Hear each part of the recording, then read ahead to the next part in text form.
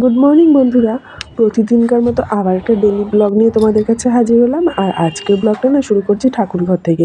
যেহেতু কালকে বৃহস্পতিবার, ওর জন্য না আজকে একদম ঠাকুরের বাসন কোসন একদম মেজে রাখছি। আর বাইরের যা রোদ্দুর, মানে ছাদে রীতিমতো যাওয়া যাচ্ছে না। এর জন্য ঘুম থেকে উঠে আগে বাসি জামা কাপড় ছেড়ে আগে ছাদে ছুটলাম যে ফুলগুলো আনতে।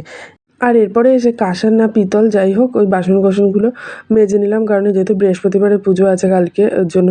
আর এরপর বাসন টাসন মেজে একবারে ঠাকুর ঘরটা পরিষ্কার করিয়ে নিলাম, কারণ এরপর স্নান করে দিলে একবারে পুজো দেওয়া যাবে যদি ধোয়া মোছা সমস্ত কিছু থাকে। তো এরপর পরিষ্কার টুষ্কার করার পর একটু বাজারে আর দিকে আসলাম। আমাদের বাড়ির কাছেই বাজার, খুব একটা অসুবিধা হয় না, কারণ ওখানে একটু সবজি নেওয়া দরকার ছিল আর একটু মুদি দোকানে যাওয়ার ছিল। তো ওই সমস্ত মুদি দোকানে সদাই টদাই করে আবার বাড়ি চলে আসলাম। আসার পর না একটু বিছানা টিছানা তুলে নিলাম, কারণ এই বিছানা যতক্ষণ না তোলা হয় না ততক্ষণ আমার গাটা কিরকির কিরকির করতে থাকে।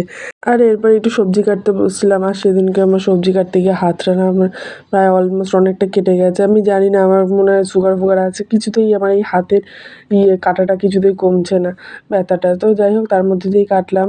আজকে মা রান্না করেছে উচ্ছে আর আলু ভাজা আর সিমুই, তো সেই দিয়ে খাবার টাবার খেয়ে বসলাম ঘরের কাছে। আর আজকে না মানে এত গরম না, এই ঘর মুছছি ঘর শুকিয়ে যাচ্ছে, ঘর মুছছি ঘর শুকিয়ে যাচ্ছে। তো ওই জন্য একটু ঘরটা মুছে টুছে নিয়ে তাড়াতাড়ি করে স্নান টান করে নিয়েছি, কারণ আজকে আমার মেয়ের একটু বইয়ের মলাট ফলাট দিতে হবে, একটু বই টই আনতে যেতে হবে, এর জন্য একটা ব্যাপার আছে। এরপর স্নান টান করে একটু যে ঠাকুরঘর বসে করলাম তাড়াতাড়ি, এর জন্য তাড়াতাড়ি পুজো টুজো দিয়ে নিলাম।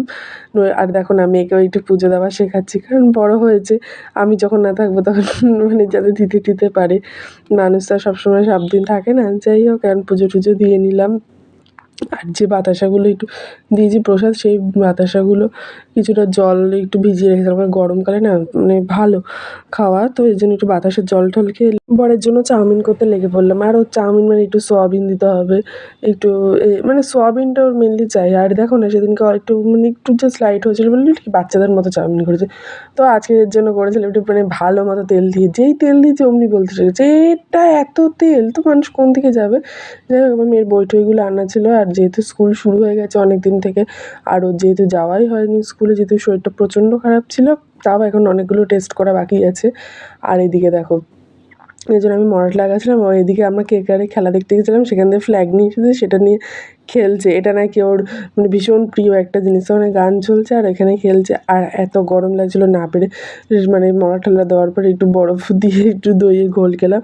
সো আমি বরফ দিয়ে দইয়ের ঘোল খাই। তোমরা প্লিজ আমার চ্যানেলটা লাইক আর সাবস্ক্রাইব করে দিও যদি ভালো লেগে থাকে, আর নইলে আর কিছু বলার নেই। সো ভালো থেকো, সুস্থ থাকো।